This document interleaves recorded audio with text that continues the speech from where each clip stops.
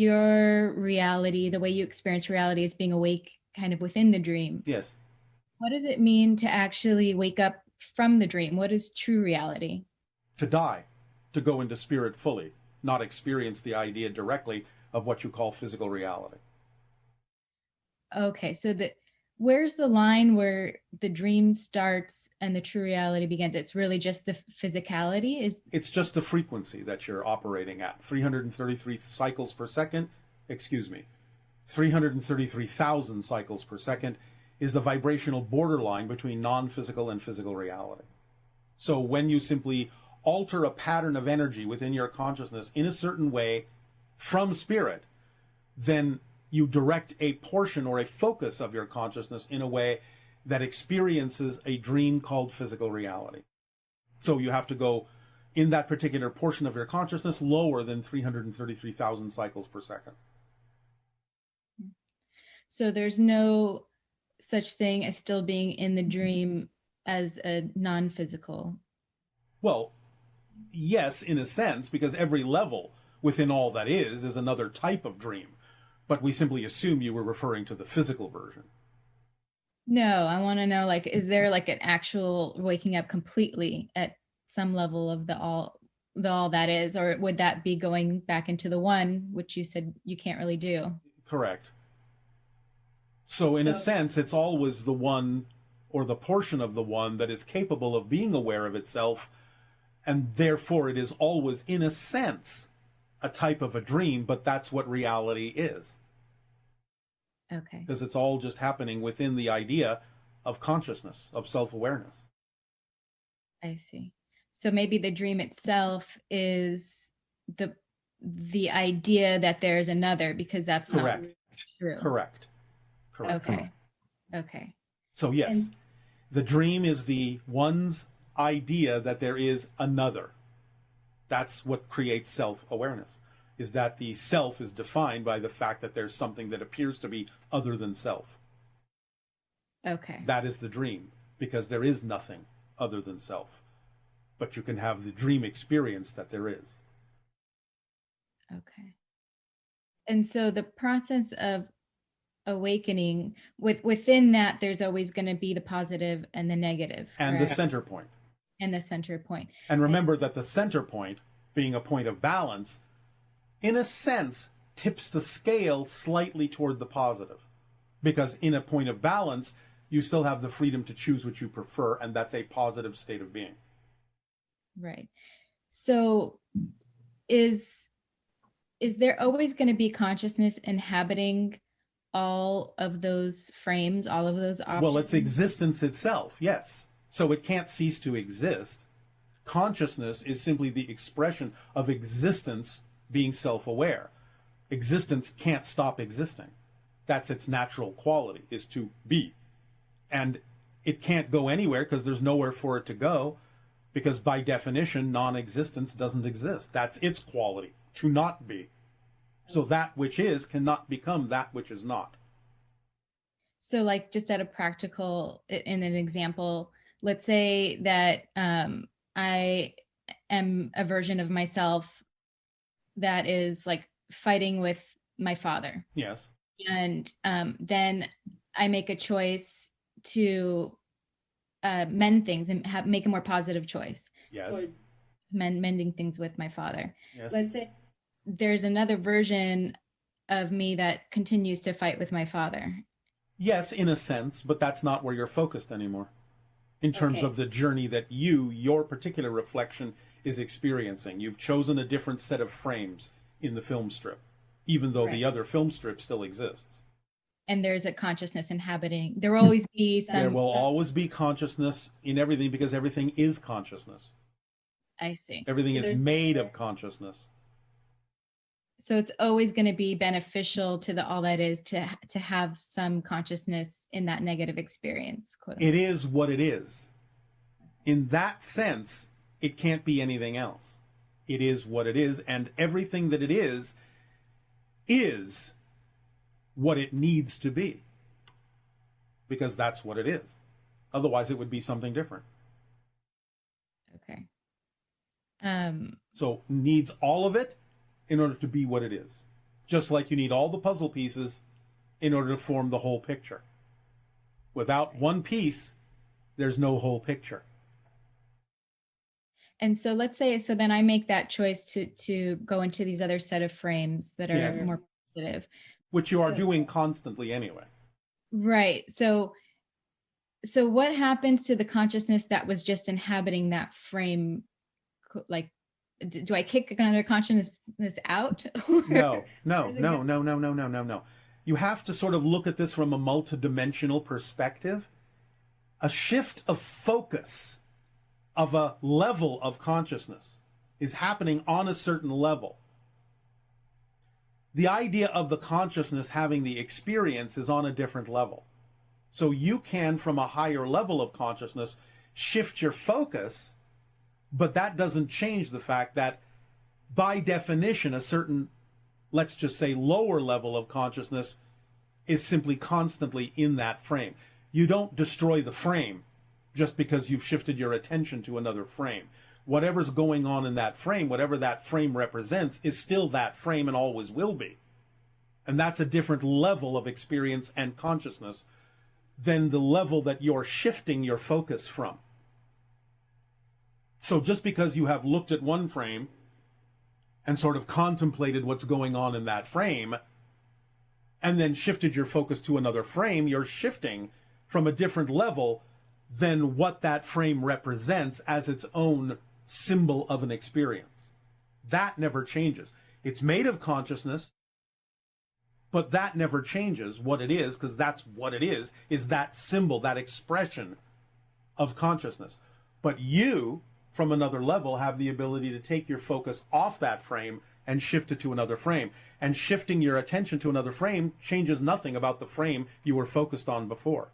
It is what it is, as another level or expression of consciousness.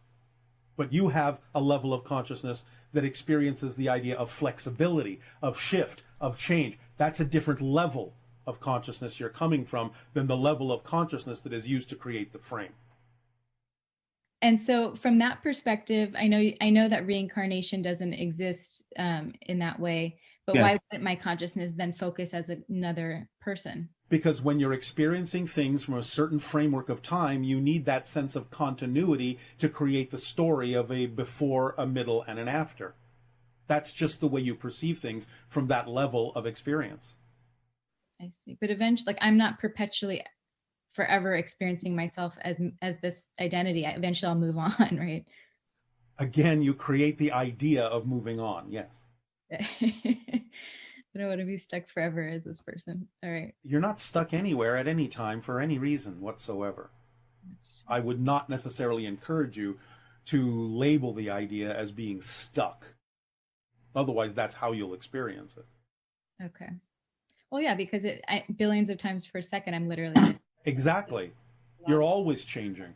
The very idea of the experience that you call change happens because you're constantly shifting your focus. Otherwise, you wouldn't experience any change at all. Yes? Yes. All right. Thank you very much. Good day. Or 2027, and we need to raise our vibration in order to connect with the ETs. Does this mean that by 2026, we will have raised our vibration high enough to physically connect with ETs? Is our raising our vibration to a certain level the threshold that will catapult us into this major contact event that you're describing?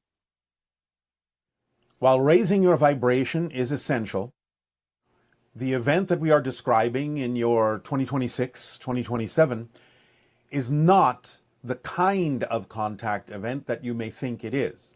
It will be the beginning of something, the crossing into another era, another level, but it will be for reasons that will not necessarily involve immediate physical contact. Raising your vibration is important to help accelerate into the time when physical contact will be available to you. But the incidents that lead up to this major contact event, while they will be helped by raising your vibration, will not necessarily be for the reasons that you think. We cannot go into too much detail at this time about exactly what causes this event. Regarding the major contact event foreseen at the time we were just describing, dear Bashar, we would like the ET civilizations involved in this future event to know that we are willing to help at any point during its preparation, if appropriate. We don't wish to be passive, but would be honored to begin joyful interplanetary cooperation in the spirit of beautiful relationships as we journey through the universe together. Well, all right, but again, follow your passion, follow the formula, raise your vibration. The major contact event will not necessarily be an immediate opportunity for what it is you are talking about, but it will lead to such if you continue along the path of your true self. And the reactions and responses to the major contact event will be observed by many and will determine exactly the schedule, so to speak, the agenda, so to speak, for how open contact may proceed from that point forward. You've described how direct physical encounters with extraterrestrial beings like yourself and others of higher vibration can cause psychic shock if the person meeting them hasn't raised their vibration enough. As some humans raise their vibration by following their passion, can something similar happen between those humans of higher vibration and other humans whose vibration is not as high? Or would that manifest directly due to the flavor of vibrations here on Earth? Yes, it'll be somewhat different, although you may experience the difference more in the direction of people not necessarily associating with each other anymore if they are in fear of examining themselves, in fear of being aware of the different negative or fear-based belief systems within themselves. It is possible that humans of higher vibration may coax those fear-based beliefs closer to the surface, but because you are all on Earth, everyone still has the idea of a choice to avoid or ignore those that they may be afraid to face because it reminds them of things that they may not want to look at within themselves. So while it is possible that the higher vibration may coax people to look at themselves on Earth, it is a little bit different in that they have the choice to move away, walk away, ignore that vibration. So it will not be identical to the effect that would happen if you were, for example, to meet one of us. Okay, thank you. Just as you and a number of Earth futurists have expressed the need for us to realize that we are part of nature rather than separate from it, I'm curious about what events would lead to that awakening and a transition to an Earth where that is the case. Does open contact, for example, contribute to that, and how? Of course, open contact would contribute to your understanding of your expression as nature because it is built into the vibration of many extraterrestrial species to understand themselves that way as well. So that vibration is part of the formula of the frequency you would experience from all of us because we understand ourselves as expressions of nature. Therefore, it comes with the package, so to speak, that you would begin to face things within yourself that would put you in touch with your expression as nature as well. Okay. And how will universities in particular change after first contact? Well, obviously, there will be more discussion, more exploration of the idea that you are not alone in the universe. There will be courses that will begin to teach you about the different extraterrestrial species that would be appropriate for you to experience. There will be deeper understandings of certain ideas in the past that will come into the present again, because certain knowledge has been, shall we say, lost over time that will be reclaimed, regained, and re-explored. There will be many different kinds of investigations into your own nature as well as the nature of the extraterrestrials that you will be experiencing in open contact. Plus, you may allow different techniques of teaching to occur in your universities and other levels of schooling that will be more reflective of interactive experiences based on the way that extraterrestrials may explain to you, as we have explained to you from time to time, how it is we learn things, how it is we teach things, more by interactive experience than the idea of rote memorization. So your techniques of teaching may also change based on what you are willing to adapt to and adopt into your schools based on what you learn from us. Sounds really exciting. Yes. What will open contact mean for the great apes on planet Earth? Will the higher energies of ETs also accelerate their evolution to the same intellectual standard as humans? No, it will be different. But as we have said, open contact is not just with humans, it is with all life on your planet. But each species has its own direction, its own path, its own evolutionary goal, so to speak. It will not be the same as humans exactly, but they will advance, they will evolve, but it may not be something that you can necessarily relate to right away unless you are sensitive to their communication and they become sensitive to yours in a different way. It will mostly involve the idea of telepathy rather than the idea of having the same expression of intellect that humans do. So is there a frequency that telepathy is a natural, automatic kind of thing? Yes, the frequency of unconditional love. And what about like in cycles per second?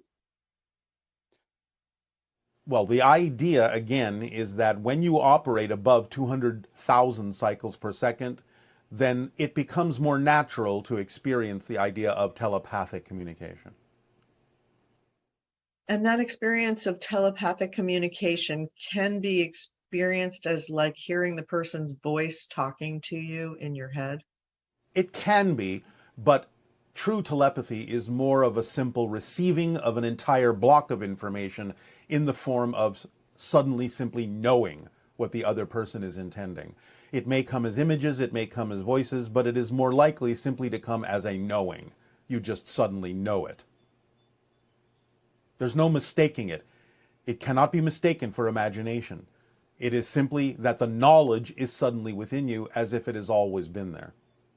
So is there such a thing as like a telepathic conversation with another person that's in another room because your frequency is so high? Yes, although such a conversation wouldn't last very long in terms of time, because again, you have instant knowingness, an instant exchange of knowledge and perspective. Okay, thank you. Yes. Do ETs ever reveal themselves to people flying in airplanes? Yes, sometimes. You have many what you call UFO reports of people in airplanes saying that they saw craft outside the airplane windows. Should we high five them? If you wish. They may high five you back if they have 5 fingers. Okay. You mentioned there will be a new Earth satellite, which represents male energy when male energy is more balanced in the future. Can you tell us more about that? All we can say at this time is that it will be something akin to a captured asteroid that will fall into a regular orbit around your planet and in a sense become a much smaller secondary moon. Do you have any timeline on that? No. Our CPUs are currently upwards of 100 billion transistors on them. Are there transitions for Asasani CPUs in your time? Transitions? Transistors. Oh, we do not use transistors. What you may recognize as a computer or a form of AI is purely made of intersecting beams of light. And the equivalent would be 150 trillion operations per second. Interesting. Um, if you've never had names, then how do you address each other and identify each other? For instance, if you're referencing another being in a conversation, how do you identify that entity to the person that you're talking to? Remember that our society is purely telepathic, and everyone has a signature frequency. Therefore, by mirroring or reflecting the signature frequency of another individual that is unique, everyone would know exactly who we are referencing. Okay. This person says that they've been getting a strong buzz when they watch your seminars online in real time, and that they've also gotten a similar version of that if they miss the transition and they watch the recording afterwards. Is this a preparation for something?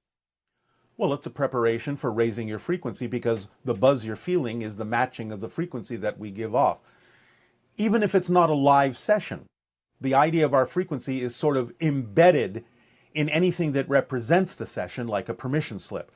So even though it may not feel completely identical to a live session, the frequency is still embedded in any projection of the communication that we have delivered. Therefore, you will still, if you're willing to match our frequency, still feel some mirroring or reflection of that frequency within you, which you may interpret as a kind of buzz of electricity or in some other way. So for many people, because you're coming in at a higher frequency, as soon as we match that, we start experiencing ourselves from that level. Yes. Yes. And again, since everything is embedded in existence in space-time, then all you're doing by watching a replay of the communication is, again, you are tapping into that frequency to some degree and allowing yourself to begin to identify and mirror and match that frequency, because all information is here and now. Like some people have noticed that if they listen to one of your recordings, every time they hear something different. And Yes. my understanding is that has to do with the information is holographic in that sense. So it will, how does that work? Maybe you can explain. Well, you have said it yourself. It's holographic, which means you can have many different kinds of layers of information, but being a holographic structure, you will only perceive what you are the vibration of. So listening to it one time or perceiving it the first time, you may be of a certain frequency that only receives a certain amount of the information that is embedded in the transmission. But if you change your frequency, the next time there are different layers within it that have always been there, but may have been inaudible or invisible to you. But by changing your frequency, now you can pick up on those layers because they are of a different frequency as well. So that's very exciting, because that means that even if a person evolves to higher and higher frequencies, every time they listen to one of your transmissions, they have the opportunity to hear information that they were not able to access before. Well, yes, and it might not even be that they hear the information. It might suddenly be that by listening to it, they are suddenly receiving an inspiration they didn't receive before. Again, it may come telepathically. It may simply present itself automatically and instantly in their mind as a fully fleshed out idea or concept or inspiration that they didn't have the first time. It may come that way. It's not necessarily something that would be delivered to them auditorily. So that means even after all of us are long gone, listening to one of these transmissions will provide that opportunity to whoever is listening. Absolutely. Because everything exists in the now and never goes away. It's phenomenal. Yes, it is a phenomenon. I believe that every species has its own limitations and difficulties to overcome. What are your challenges? How do you deal with disturbing frequencies? And what does a training day or school for your folks look like? Well, in dealing with different civilizations, which is what I do all the time since I'm a first contact specialist, it's about understanding and investigating and deeply identifying with the civilization. This is why we often experience the idea of having an incarnation or a life in the civilization, so that there is a deeper understanding. And that's part of our training, is to actually live among you as one of you, until we have enough knowledge that we can then deliver this information in a way that makes sense to you. But on our own world, as I was trained to be a first contact specialist, the mentor of what you may call the training, in this case being my father for my class, creates a telepathic reality that actually appears to be completely and utterly real. And we go through different exercises and different contact scenarios in that telepathically projected reality, again, as if it is completely and utterly real, like we are truly interacting with that civilization. But it's a simulation. It's just that a mentor has the training to project a telepathic reality that contains the ability to make us believe that it is actually happening and not just a training exercise. That way we get the full experience of it, and any errors come back to us fully in our understanding of what the consequences would be if we actually did make that error in interacting with the actual civilization. So it's ingrained within us very deeply by experiencing it as if it is real. So that kind of sounds like what happens to us on Earth, but we don't see it as a projection of consciousness until we become more aware. In some senses, yes. Because the experience is the most valuable aspect. Is that correct?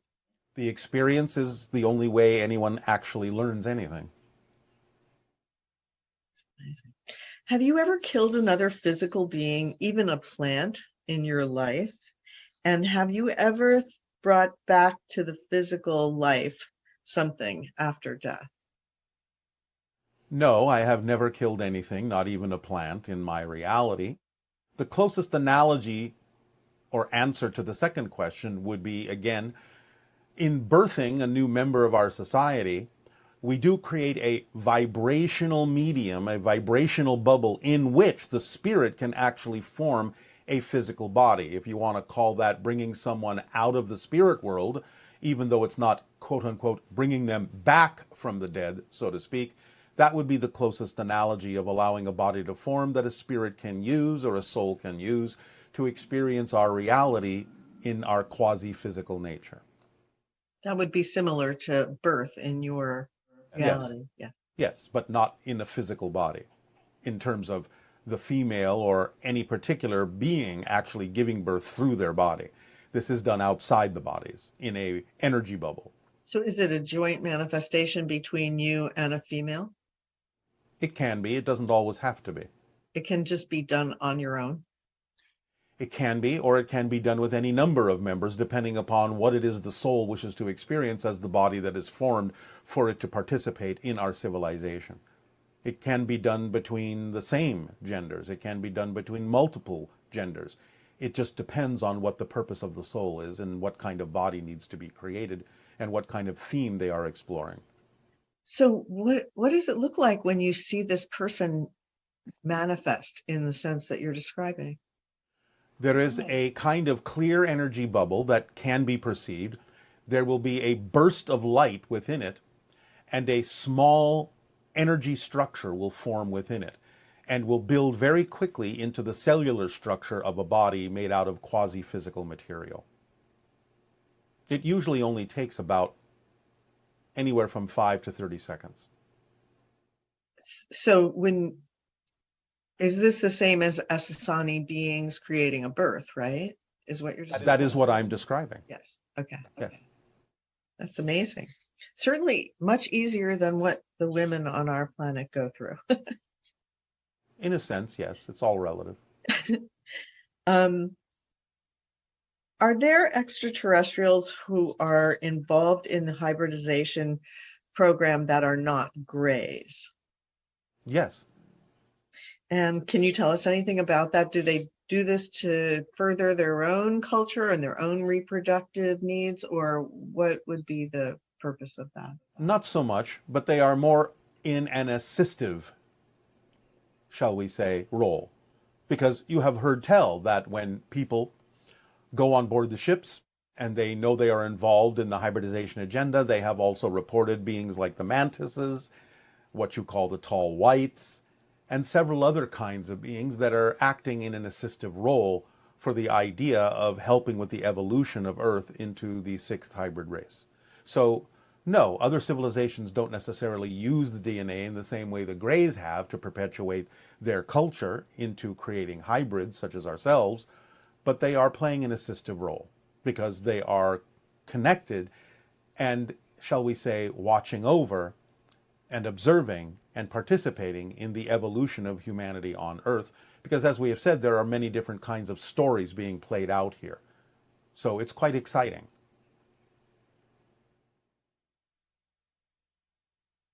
Who exactly issued the original quarantine of Earth? Was it a collective vote or the decision of one individual to gate humans off of interstellar travel for centuries? Are those beings still physically alive to see the results of their decisions? There is a misunderstanding in the way this question is being asked. The so-called quarantine is for your benefit. The idea is that you're not prevented from interstellar travel. If you were open enough to create techniques technologically to have interstellar travel today, you could.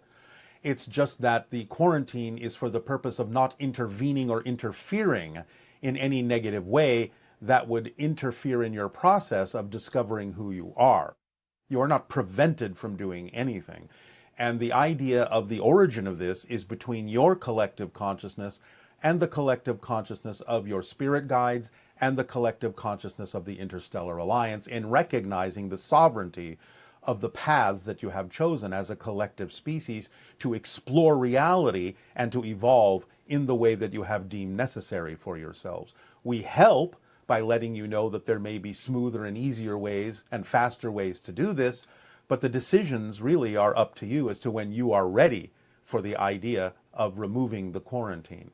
You are no longer quarantined as far as we are concerned. It's now in your hands and up to you to determine what you are capable of doing when you bring your belief systems into alignment with your expressions as reflections of all that is.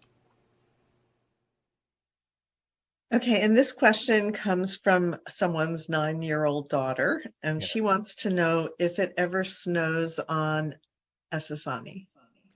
Not really.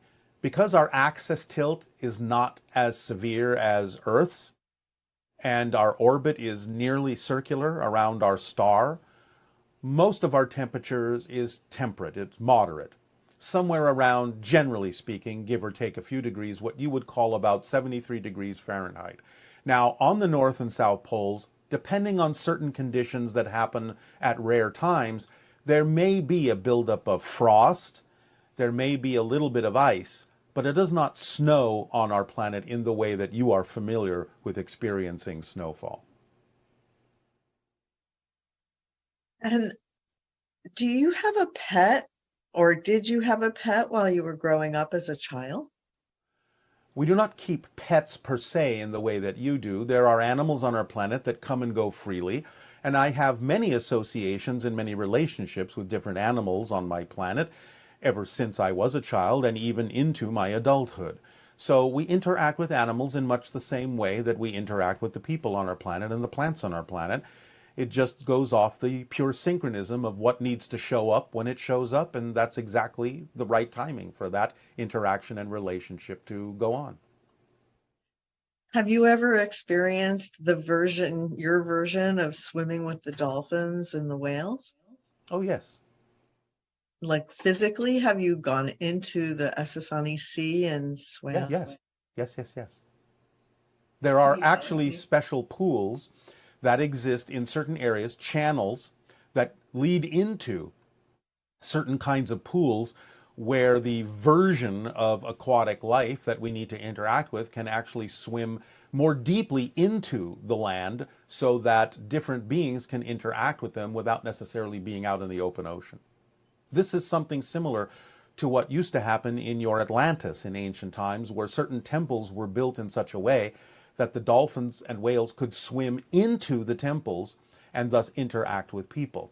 So we have this tradition on our planet where there are certain places where channels, canals, and pools are created and exist, some in natural form and some artificial, where certain aquatic beings can come in and interact more deeply into the land. Do you have to wear a snorkel when you do this? No. So can you breathe underwater? No, but we can hold our breath for a long time. How long? On average, about 20 minutes. So you're like a cetacean. In many ways, and again, remember, we are quasi-physical. So the idea of breathing is not completely necessary in the same way that it is for you, at least not as often. And what would be the largest cetacean on your planet? What we have termed the Asiza, that which is sort of a whale-like creature that has stripes a little bit like a zebra. How big is it? It can range from about 30 feet up to about 100 feet. And do you have other types of cetaceans? We have some of your dolphins on our planet that have been transplanted. Have some of them come back here again? A few, on rare occasions, but most remain on Essassani. Very exciting. Yes. If someone were to, in your time, choose to act in a way that was disharmonious or even rebellious or break laws or whatever, what happens? Is there law enforcement? How does this work? Well, nobody does that in our civilization, so it's kind of only a hypothetical. If it were to happen, which again is not something that actually has happened in our civilization, the idea is that what you call the laws are simply the laws of existence. And because there is a certain kind of momentum that exists energetically in our planet, because we have been choosing positive ideas for so long, it is very challenging for us to actually go in the other direction. There's actually kind of an inertia that makes it more challenging for us to choose to do things that are negative or fear-based, or do something against the synchronism that perpetuates our society. It would be like, if you want a simple analogy, like attempting to move in a direction that is filled with molasses. You simply have a struggle going in that direction because of the momentum of the direction that we're all synchronistically moving in. So those things don't really happen on our planet, and the self-regulating energy of the synchronistic way in which we function usually, if anyone were to go in that direction, would usually push them back into the positive direction because of the momentum that is built in our evolution. So does that mean that anyone who functions at the frequency that your civilization does Yes. would automatically always choose positive rather than expressing any negative? Yes, unless there is a very, very specific reason why something different would need to exist in the society. And more commonly than not, if such a thing were to happen, it would only be kind of like, well, what you would call a stage play. It would be something that would be explored because it would be practice for dealing with civilizations like yours that do make negative choices and fear-based choices. And for that purpose, we might explore it, but we understand it's not actually the choice that is a life choice for an individual. It would only be a temporary expression for a positive purpose of instruction and education. And since humans may have some trepidations about ETs, the idea that ET civilizations, many of them, functioning at the same level as yours would be similar that way, that there's nothing to fear from ET civilizations that function above a certain frequency. Correct. Yes, because it simply doesn't go hand in hand with that frequency. Is there any that we know of that function at like a lower frequency, like the Pleiadians or the gray? Well, the grays don't exist now, so yes, but the idea of the grays, as they are weaning out, becoming the hybrid civilization, is, again, remember, they're not true extraterrestrials. They're mutated humans from a parallel Earth. So in that sense, they almost don't count.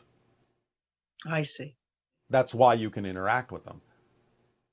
So just to get really specific, like what frequency level do most of these ET civilizations that we're hearing about, like the Pleiadians or others, what High frequency? enough. We're not going to give you numbers. Okay, but they're high enough that we don't have to be concerned about them doing something negative to us.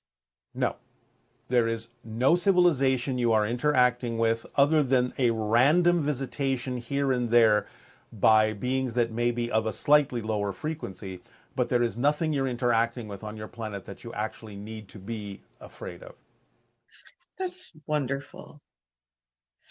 This one person is writing in that there are more and more films coming out focused on the idea of open contact, such as one Pixar film which came out, it's coming out next year, Elio, similar to Ely. While you explain that that means the reflection between us, Yeah. this film is supposed to be about a boy who gets transported to the other side of the universe to be an Earth ambassador to other Yes. societies throughout the universe. Yes. Can you comment on this collective manifestation? Well, as we have said, all of your art usually reflects shifts in your consciousness. So because you are now more open to exploring the idea of open contact, obviously your art is going to reflect that in a variety of ways. It has been doing so for quite some time. You have your Star Trek and things like that that have been showing that the collective consciousness of your world is preparing itself to be able to have open contact with extraterrestrial species. So you're bound to see more of this as you get closer to the idea of open contact being a real experience for you on a daily basis. Just wonderful. It is full of wonder. What? Excuse me? It is full of wonder, yes. Wonderful. It's wonder. I mean, just the idea that our generation is the one that gets to experience this first contact is amazing. Well, all the generations that exist on your planet. And one of the reasons that that upcoming film depicts a young child is because the children are a different species. And to them, the idea of contact with extraterrestrials will be part of their daily routine eventually and will not be considered unusual. Well, Earth has come a long way. Let's just say that. The Earth you're on now has always been this way. Remember Right. that you're shifting constantly. Right. Fascinating. So what is the first thing a Sasani child is taught?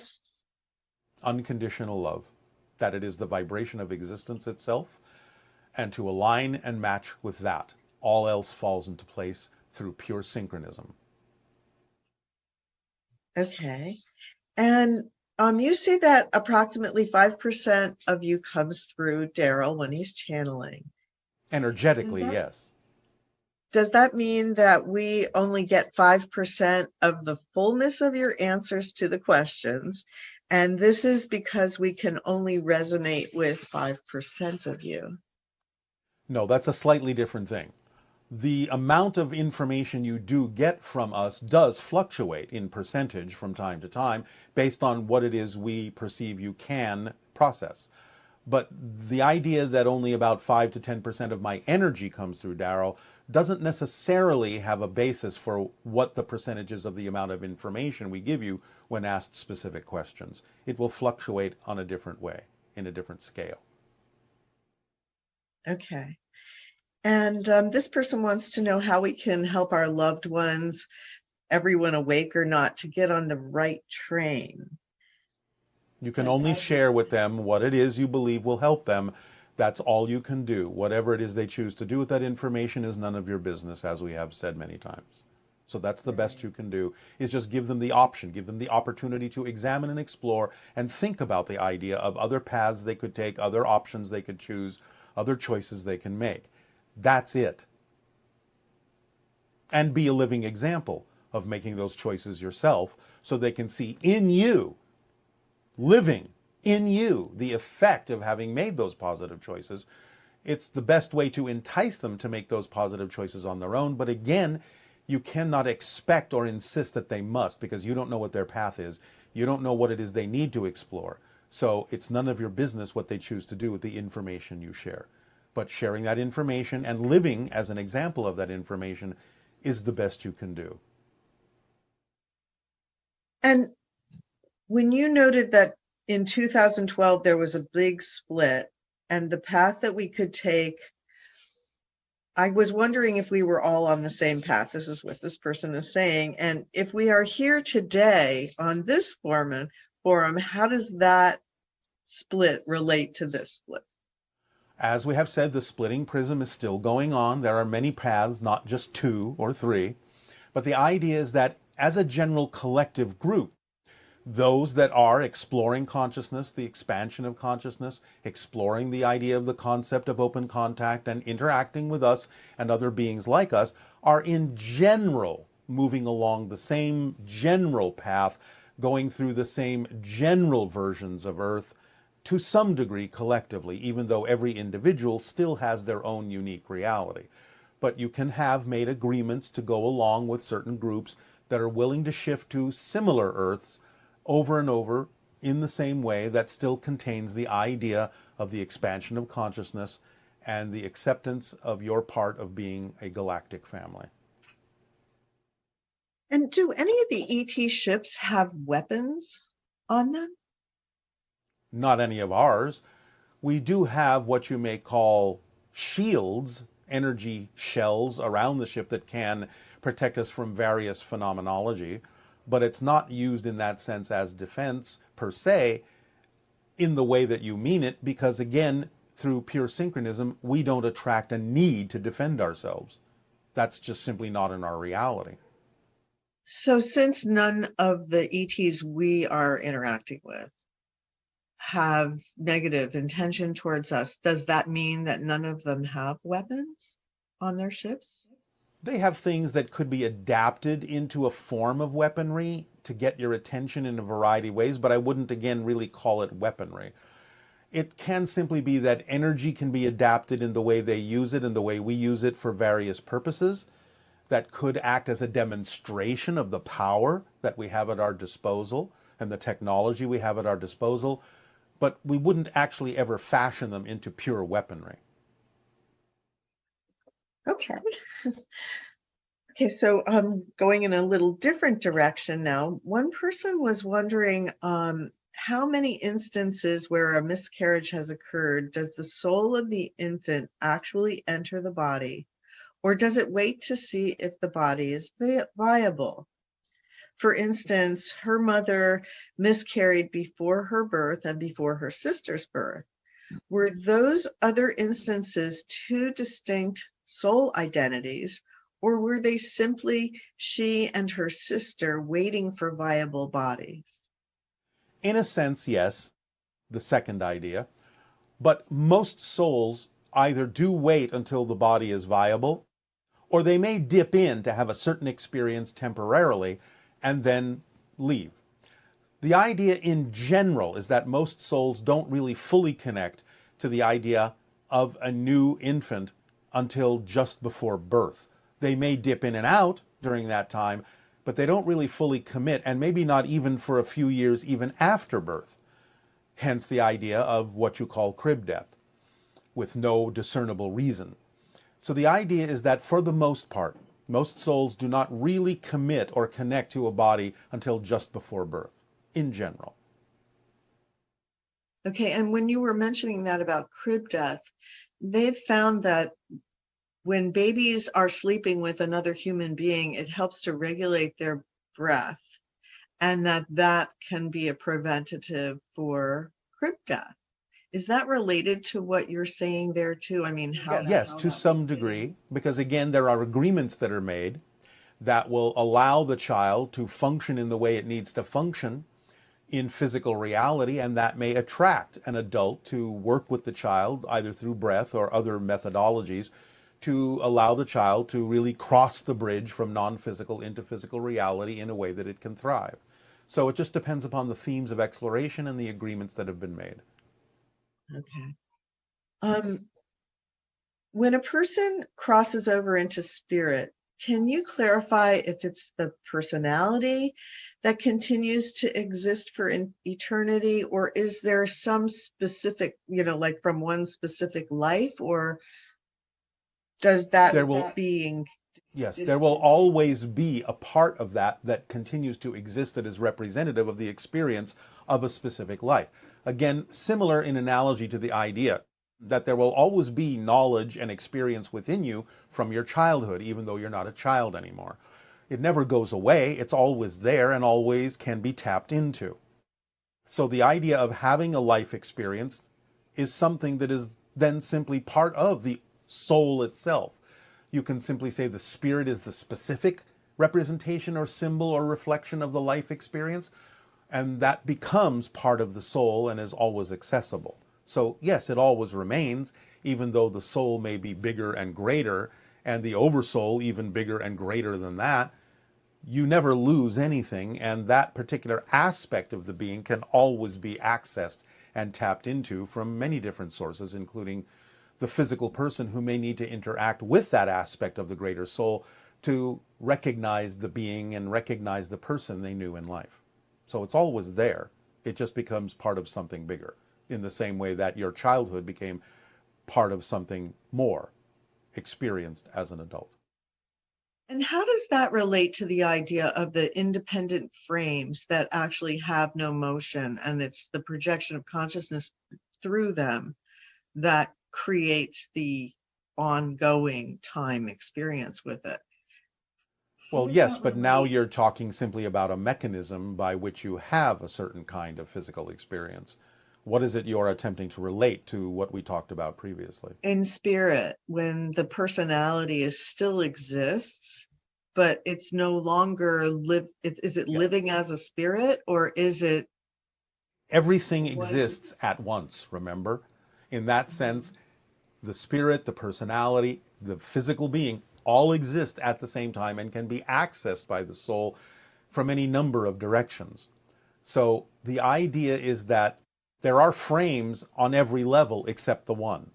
Every level, because as soon as there is any experience of division at all, as soon as there is any experience of an other than yourself, then there are frames by definition. It's just that the experience of time and space in those frames is different from level to level.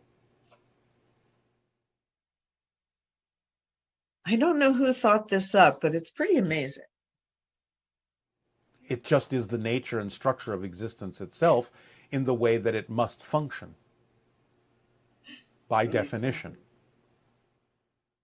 Um, Many people have negative experiences when studying, especially in Asia, this individual is saying. Studying sometimes becomes torture, and children are taught to accept that as their fate. Why do people have a belief that we have to study hard and memorize and to grasp knowledge and technology? How do we free people from this unnatural way of studying? And perhaps you could also share some other ways that we can study so that it's not like that. All right, well, we have actually explained this many times, but the reason that it seems ensconced in your society to memorize things comes from long ago when you were hunter-gatherers and you needed to memorize certain kinds of hunting paths, certain kinds of places where there might be danger, where there might be food, where you could be taught to understand how to do things in a certain way and memorize those things for your own safety and for your ability to thrive.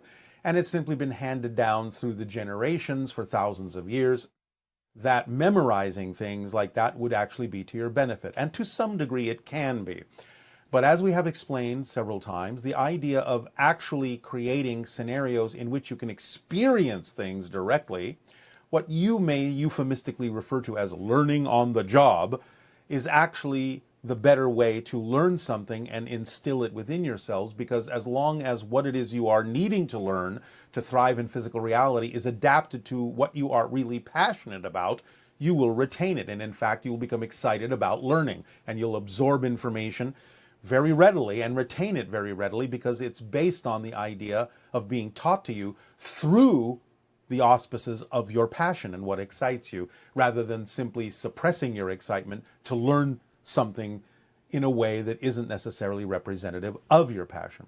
So creating simulations, experiences that are interactive and immersive And teaching you the things that are important in your society that way is what will allow you to have fun doing it and retain it, because you're doing it in the way that you're already excited to learn, by opening up your passion in ways that make it relatable to learn the things that you really need to learn, and to know the difference between the things you actually do need to learn and the things you don't need to learn.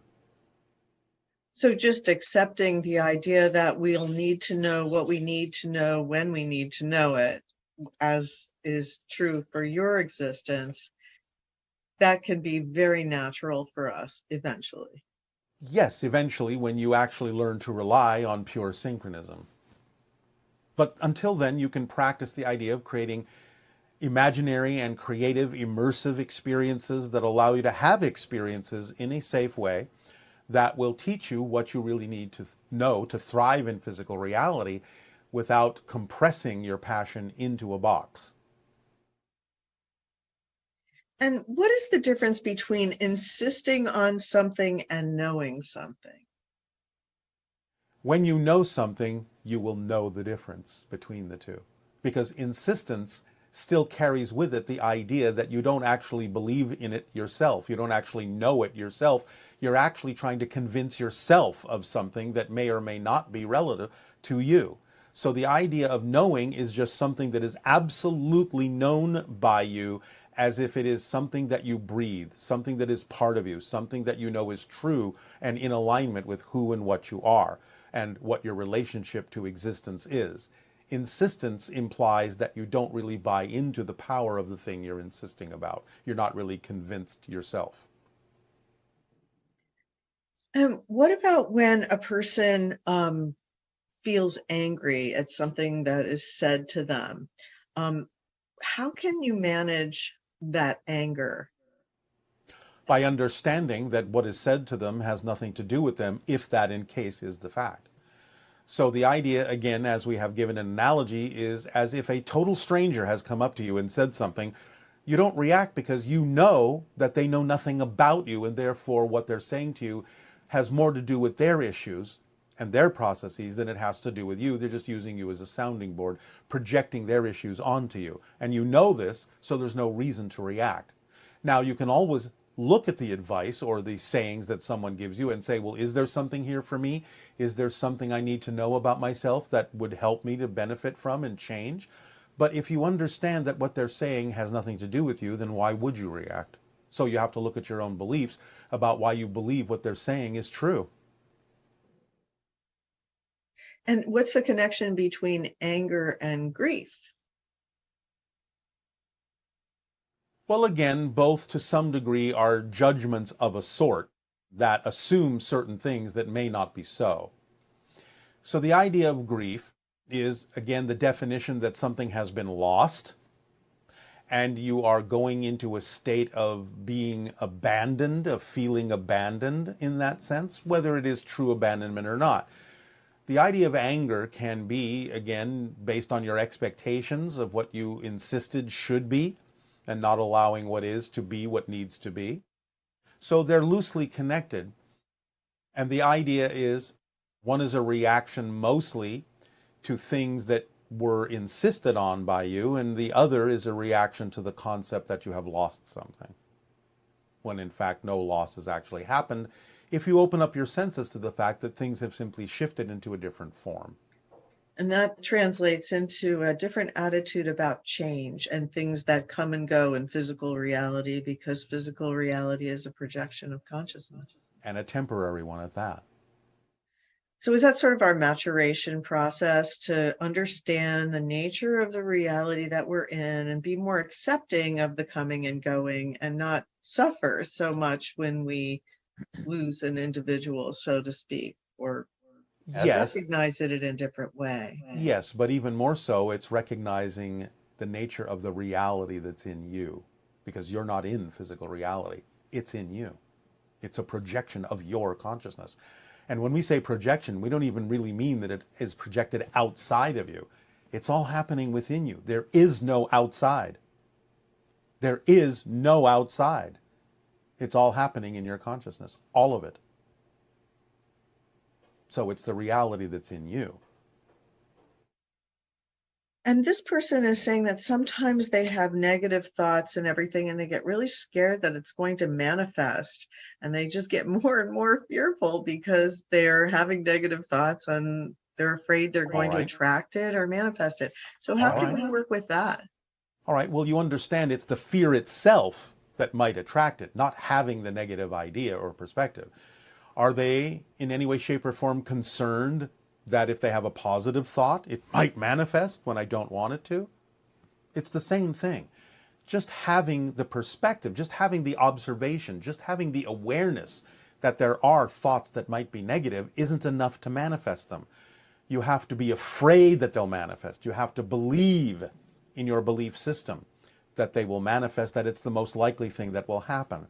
But why believe that? Just having the observational thought isn't enough energy to make it manifest unless you're really, truly invested in it doing so. And having deep fear that it might manifest is having a deep investment that you are going to attract it as the most likely scenario.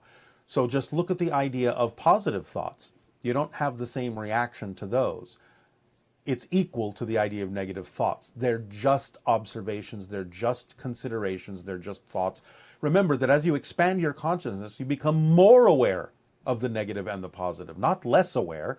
You experience things less when you don't choose them, but it doesn't mean you're not aware that they're there as choices. You actually become more aware of them as choices, but just being aware that they're choices doesn't make them manifest. You have to invest in them deeply.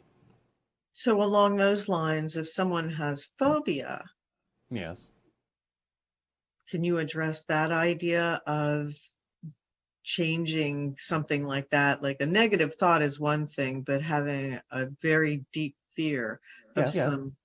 All right. Well, again, it can be approached in many different directions. For one thing, you can understand or ask yourself, what does this particular phobia symbolize for you? If it were to happen, what does it symbolize? Does it prevent you from doing something? Does it prevent you from looking within yourself to recognize something that the phobia symbolizes within you as a fear-based belief? What is the actual fear about? It's not usually about the thing itself that symbolizes the phobia. There's usually a deeper meaning, and if you're willing to investigate yourself, you'll usually figure it out and realize that you don't have to be afraid of the symbol that reflects a fear-based belief within you. The symbol is just there to show you that you have this fear-based belief. So, for example, many times people say that they have a fear of heights. Many of them, although some of them might, don't actually have a fear of heights. They have a fear of falling, which means they have a fear of losing control, losing their balance. That's the issue. So if they understand it deeply enough, they can understand how to transform that, because then they can realize that if they simply continue to choose belief systems that allow them to remain in balance, if they believe they're worthy of that and deserving of that, then there is nothing to fear, really. They will always be stable, they will always be in balance, and the phobia itself, in that sense, can fade over time or quickly. But they have to understand the real deep-rooted reality of what it is they actually believe will happen in their core beliefs about why that phobia is bringing it to their attention. What about like claustrophobia? A lot of people have that. Well, again, it's about the idea of feeling trapped and limited by your belief systems. Trapped and limited in life, closed in, that you don't have the ability to expand, you don't have the ability to connect, you don't have the ability to reach out, you don't have the ability to see the light that is all around you. You are trapped by the idea that you are in darkness, in an enclosure that doesn't allow you to express your true self. So when you come across these kinds of fears, what's the antidote thought process that describes how to deal with that? Or as you were explaining? I just gave it to you. I just gave it to you. You have to understand what the phobia represents, and you have to get into the core fear belief about why you're holding on to that. How does it serve you to hold on to that? Look at the motivational mechanism. Remember, you don't choose to experience anything that you don't believe serves you. So if you have a fear-based belief that letting that phobia go will actually be the worst thing you can possibly do, that something even worse than the phobia will happen if you let it go, then you're going to hold on to that phobia because you believe that no matter how uncomfortable it may be, it keeps you safe from something even worse. but you have to have honest self-investigation to figure out what your belief system is telling you about that. So in a sense, I'm thinking right now about like Natalie Wood, who in childhood almost drowned on a movie set, and then for the rest of her life had a fear of dark water. And then her life was ultimately ended in dark water. Is that what you're describing? As a simplistic surface example, yes, but there may have been deeper reasons for that experience in her theme of exploration. You can't necessarily completely generalize it in that simplistic form for everyone. One person having that may have it on a very simple level. Another person may have a much deeper reason for having those experiences. Thank you. Yes, the last question then is it synchronicity that the James Webb Space Telescope looks so much like the Essassani crystal that you've described? We will just leave you with a smile. Okay. And bid you to now allow yourself to relax, to go into the meditative exercise for becoming a galactic citizen, for allowing yourself to open the gate into a larger world. Relax and enjoy. And above all, just keep breathing.